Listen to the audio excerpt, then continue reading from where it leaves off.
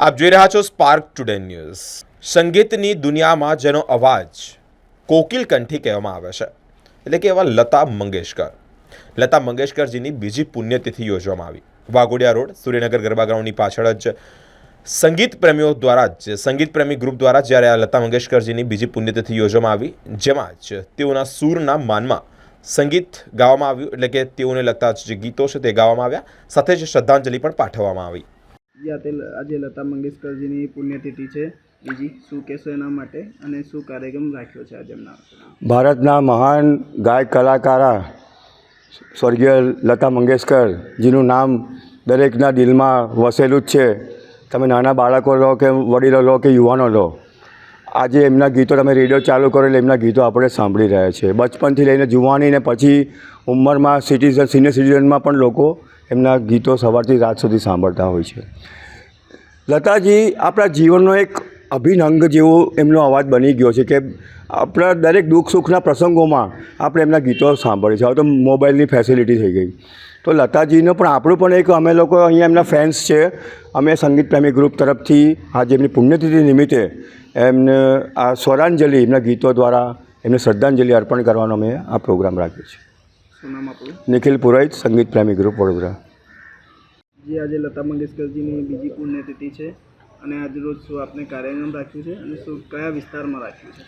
આજે લતાજીની બીજી પુણ્યતિથિએ અમે વાઘોડિયા રોડ ખાતે વડીલધામ ખાતે સંગીત પ્રેમી ગ્રુપે લતાજીની પુણ્યતિથિ એ સુંદર સ્વરાંજલિ આપવાનો પ્રોગ્રામ કર્યો છે। લતાજીએ 1942થી લઈ સુરૈયાથી માંડી અને 2005 સુધી કરીના કપૂર સુધી બધી જ લગભગ 90 હિરોઈનોને એમનો પોતાનો અવાજ આપ્યો છે, જેથી હિરોઈનો પડદા ઉપર ઓર વધારે એમની પ્રતિભા ઉભરી છે।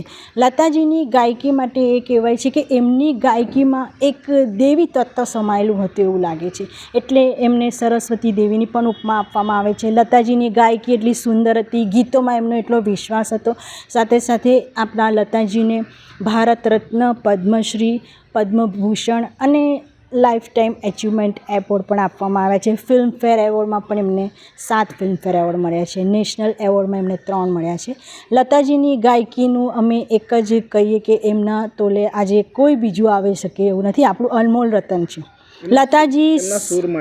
એમના સૂર માટે તો એવું છે કે એ સૂરોનો મહાસાગર આપણા માટે મૂકીને ગયા છે। તમે એમના 1940થી 60 અપના 2 દાયકાના ગીતો જોશો તો એમાં જે એમની ગાયકી છે એટલી સુંદર એમણે કરેલી છે જુદા જુદા મ્યુઝિશિયન સાથે, કે જે આજની ગાયકીમાં તો તમને એવું જ લાગે કે કોઈ જ કોમ્પિટિશન છે જ નહીં, એટલી સુંદર એમણે ગાયકી આપી છે। જૂના એમના ગીતો છે જે ફિલ્મ છે, કहीं દીપ જલે કहीं દિલ, પેલું નાનું છે આ સાગર કિનારેવાળું તમે છેલ્લે જુઓ, એન્ડ અપ ટુ દિલે પુકારે, એ પણ સરસ છે। અને છેલ્લે કરીના કપૂરનું 2005માં લીધું કે મેરે સૈયા કા મેં કેસે કરું ઇંતજાર, એટલે બહુ અલગ અલગ વર્ઝનથી છે। દીદી તેરા દેવરમાં પણ એમને ફિલ્મફેર એવોર્ડ્સ મળેલો છે।